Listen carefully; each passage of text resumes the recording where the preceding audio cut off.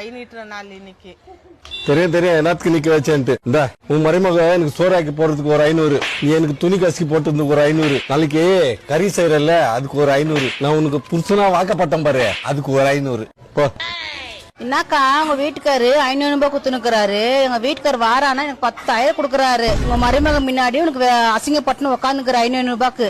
அவர் 500 ரூபாய் குடுக்கறதெல்லாம் எனக்கு பெருசு இல்ல, நீ வந்து நாய பேசுற பாரு அதுதான் எனக்கு டென்ஷன் ஏறிட்டுக்குது பாரு. கொஞ்சம் கை கொடு, கொஞ்சம் என்னன்னு கொஞ்சம் போய் கேட்டு வர. எனக்கு அதெல்லாம் கூட இல்ல, அவ்வளோ முன்னால என்ன அவமானப்படுத்துறிய, அப்ப என்ன நினைக்குவாங்க நான் வெளியே போனேன்.